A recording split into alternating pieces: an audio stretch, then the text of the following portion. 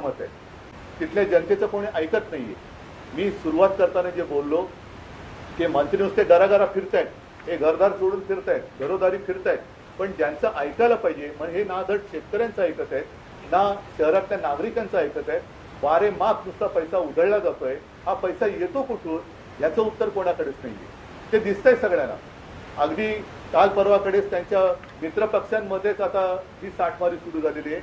एकमेकावरती थाळी टाकून उघड उघड पैसे दाखवले जात आहेत, तरी सुद्धा सगळे चिडीचूप आहे. तर हे भाजपचं थोतांड आहे आणि म्हणून मोह में राम आणि बगल में अदानी असं यांचं भाजपचं हे हिंदुत्व आहे. ज्या मोह में राम आणि बगल में अदानी ह्या हिंदुत्वाला आम्ही तरी मान्यता देऊ शकत नाही. तर हे आणून पाडलं गेलं पाहिजे. नाशिकच्या जनतेसोबत मी तर म्हणेन केवळ हा आता मी मुंबईत का विषय घेतोय, नाशिकमध्ये होत आहे, माझं काय जात आहे, नाही मुंबईने भोगलंय, नाशिकची वेळ आता दुसरी आहे, असं सगळीकडे होत जाणार आहे. त्याच्यामुळे हा केवळ एका शहराचा विषय नसून हा संपूर्ण राज्याचा विषय आहे. तिथे सर्व निसर्गप्रेमीच नव्हे तर आपल्याला पुढे श्वास घ्यायला कसा त्रास होणार आहे याची जाणीव ज्यांना झाले त्यांनी सगळ्यांनी याला विरोध केला पाहिजे. परत एकदा सांगतो, आमचा विरोध हा कुंभमेळ्याला नाही, साधुग्रामला नाही, मात्र त्यासाठी जी हजारो झाडांची कत्तल हा शब्द मी वापरतोय, कत्तल करून सरकार आपल्या पदरी पुण्य पाडून घेण्याचा एक केविलवाणा प्रयत्न करण्याचा देखावा निर्माण करते, त्याला आमचा विरोध आहे. हा एक मिनिट, हा एक विषय झाला. हा एक विषय फार महत्वाचा आहे. आणि दुसरा विषय हा राज्यसभेचा आहे, संसदेचा. आता त्याच्यामध्ये एक नोटीस आलेली आहे की त्यांनी नोटीस नाही, त्यांनी काय अधिसूचना ना काय म्हणतात त्याला, हा म्हणजे त्याला काय म्हणतात अधिसूचना त्यांनी जारी केलेली आहे. आणि त्यानुसार यापुढे प्रोसिडिंग मध्ये हाऊसमध्ये त्यांनी म्हटलेले की there should be no thank you, जय हिंद किंवा वंदे मातरम. म्हणजे हे तर अनाथल्ली आहे. आजपर्यंत आम्ही भाजपचे जे काही सोबत होतो तो भाजप जिस देश में रहना होगा तो वंदे मातरम कहना होगा असं ठणठवून सांगायचं. आता हे वंदे मातरम म्हणायचं नाही. मग हे ज्यांनी केले तो पाकिस्तानमध्ये जाणार का, त्याला पाकिस्तानमध्ये पाठवणार का, हे भाजपच्या किंवा भाजपने हे सांगावं की ह्याच्यामध्ये तुमचं हिंदुत्व किंवा राष्ट्रप्रेम आहे का. म्हणजे एका बाजूला मी यांच्या हिंदुत्वाचा बुरखा फाडलेला आहे आणि दुसऱ्या बाजूला यांच्या राष्ट्रप्रेमाचा बुरखा सुद्धा मी फाडलेला आहे, कारण तो त्यांनी स्वतःहून फाडलेला आहे, मी नाही फाडला. म्हणजे आपल्या सभागृहात वंदे मातरम म्हणायचं नाही. जे वंदे मातरम आपण राष्ट्रगीत त्याला 150 वर्ष झाली म्हणून आता नुकतंच आमच्या मोदीजींनी मोठं भाषण वगैरे कुठेतरी दिलं. त्या वंदे मातरमला म्हणजे हा ही काय मॅकलेची अवलाद ही भाजपमध्ये कुठून आली.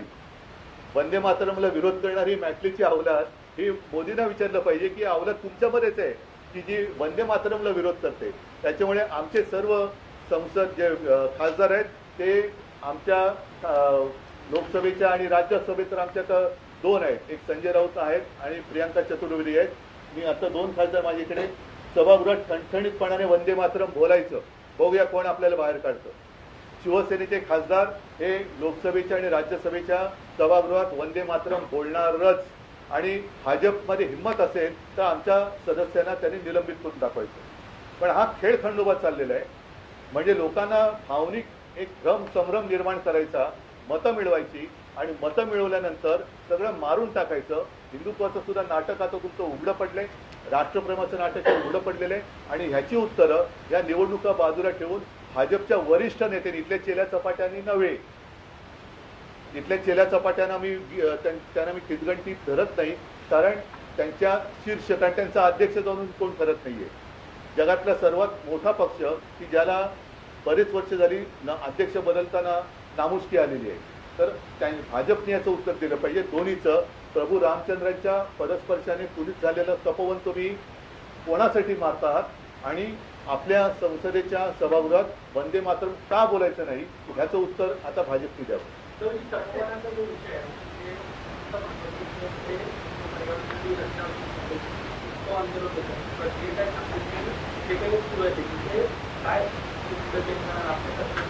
नाही, मला पहिलं याचं उत्तर पाहिजे. हे उत्तर मी एवढ्यासाठी बोलवलं की हे महाराष्ट्रातल्या कानाकोपऱ्यात कळू द्या की भाजपचा ढोंगीपणा काय आहे. नुसते पैसा फेको आणि मत मिळवा, पैसा फेको तमाशा देखो, तसं पैसा फेको और वोट ले लो हे जे काय त्यांचं चाललेलं आहे, हा तमाशा तर खूप झाला.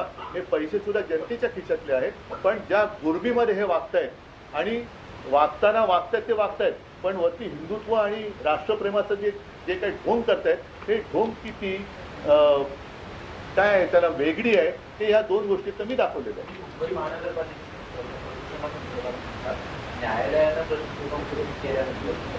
मी न्यायालयाबद्दल बोलण्यासारखं आता का आहे का? न्यायालयाबद्दल बोलून काय उपयोग होतोय का? त्याच्यामुळे कृपा करून मला न्यायालयाबद्दल प्रश्न विचारू नका, बोलून काय उपयोग होत नाही.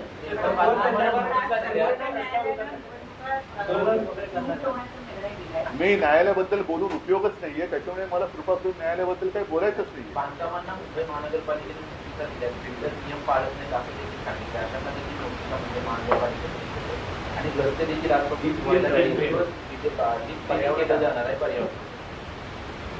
पहिलं त्यांचा भ्रष्टाचार स्वच्छ करा. हे वरवरची मध्ये त्या दिल्लीमध्ये दाखवलं होतं ना, ते फवारे मारत बसलं ते, म्हणजे पाणी सुद्धा वेस्ट, पाण्याचा सुद्धा अपव्यय आहेतच त्याच्यात. आणि झाडं मारून तुम्ही प्रदूषण करता, म्हणजे हा नियोजन शून्य विकास जो आहे तो पहिला थांबवला पाहिजे. कारण आतापर्यंत आपल्याला जे सांगितलं तर मी विकासाच्या विरोधात नक्कीच नाहीये, पण एक गोष्ट झाल्यानंतर एक गोष्ट सुधारेल. कुठे सुधारते? मेट्रोची बरीच कामं झालेली आहेत, तरी ट्रॅफिक कुठे कमी होतोय? ट्रॅफिक तसाच आहे. आम्ही जो कोस्टल रोड केला त्याचा फायदा किती होतोय, आणि हे जे काही विकासाच्या नावातले जे करतायत त्याचा फायदा किंवा किती उपयोग होतोय हे लोकांना कळते.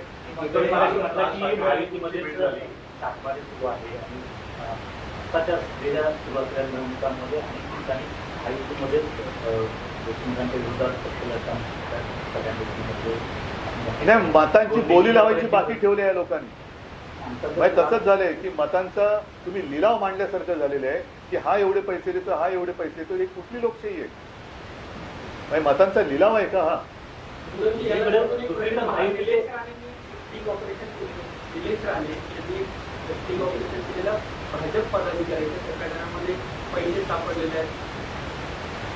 हो, मग तेच मी बोलतोय ना की ही सगळी पैशाची गुरबी आता उघड झालेली आहे.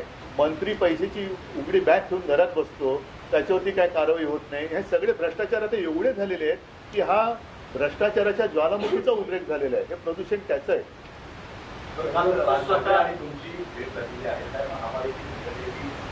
मी आज जो विषय बोललो तो महत्वाचा आहे, त्याच्यामुळे मला वाटते दोन विषय मी मांडले, त्याला आपल्या माध्यमातून जनतेपर्यंत आपण पोहोचवं. भाजपच्या समजदार नेत्याकडनं मला त्याच्यावरती उत्तर अपेक्षित आहेत. कोणी आंडू पांडू बोलेल तर त्याला मी काही उत्तर वगैरे काय देणार. हो, मी आज तर बोललेलो आहे आणि आवश्यकता लागली तर आम्हाला रस्त्यावरती उतरावं लागेल. पण प्रत्येक वेळेला रस्त्यावरती उतरूनच जर का न्याय मिळणार असेल तर निवडणुका घेऊच नका, रस्त्यावरती उतराने न्याय मिळवा असं एक तुमचं घोषवाक्य करा.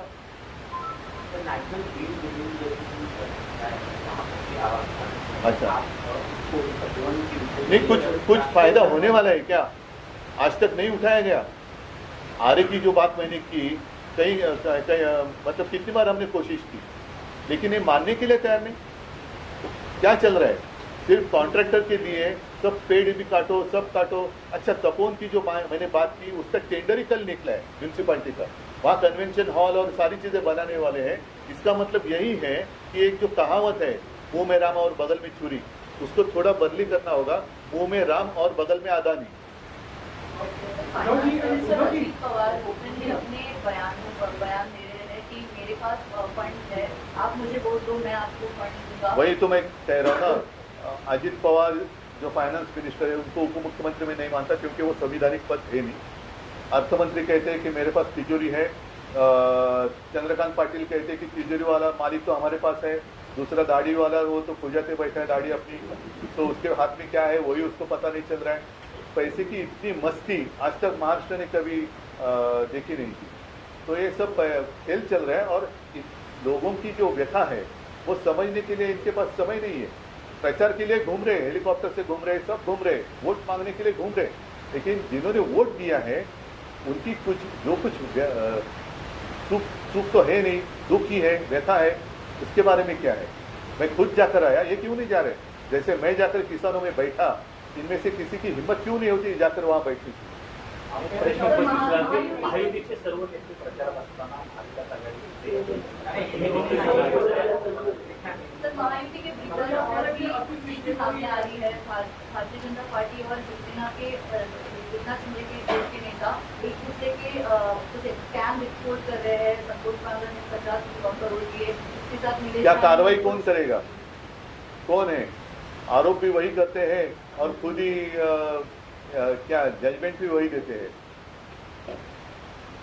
फिर कोर्ट का काम क्या है? बीजेपी के प्रदेश मुखिया कह रहे हैं कि 2 दिसंबर तक हमें नीति कायम रखनी है, उसके बाद हम जवाब देंगे। मतलब यूज एंड थ्रो। अभी वो थ्रो करेंगे तो कितने दूर तक जाएगा पता नहीं।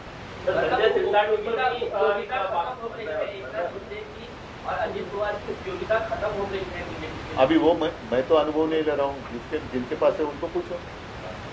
लेकिन वो बातें बाद में। आज जो मैंने 2 मुद्दे उठाए, एक तो बीजेपी का झूठा हिंदुत्व और झूठी देशभक्ति। जैसे मैंने कहा तपोवन की बात तो मैंने कही, लेकिन जो पार्लियामेंट की अधिसूचना आई है कि अब संसद भवन में वंदे मातरम नहीं कह सकते, ये कौन सी बात है? किसका दिमाग है इसके पीछे? और एक समय तो ऐसा था कि ये बीजेपी वाले तो चिल्ला कर कहते थे कि इस देश में रहना होगा तो वंदे मातरम कहना होगा। तो मेरे सांसद तो वहां जाकर वंदे मातरम कहेंगे। अगर बीजेपी में हिम्मत है तो मेरे सांसदों को बाहर निकल कर दिखाएंगे, और अगर नहीं तो ये चीज जिसने की है वो कौन है उसको निकालो बाहर, भेजो ना उसको। उन्हीं की प्यारी भाषा कुछ होती ना कि उनको भेजो पाकिस्तान ना। अभी फिर तो ये बीजेपी का दोहरापन है। और मराठी में तर बोलतात ना ढोंगीपणा है यांचं। इनका ना ही ये हिंदू है ना ही ये देशप्रेमी है। तो धन्यवाद। नहीं ठीक है, चलो बात में इसके ऊपर करेंगे। ये 2 विषय महत्वपूर्ण हैं। और फिर से एक बार सब लोगों को मैं धन्यवाद देता हूँ। आपके माध्यम से मैं पूरे राज्य को ये जानकारी देना चाहता था। Thank you. जय हिंद, जय महाराष्ट्र, वंदे मातरम।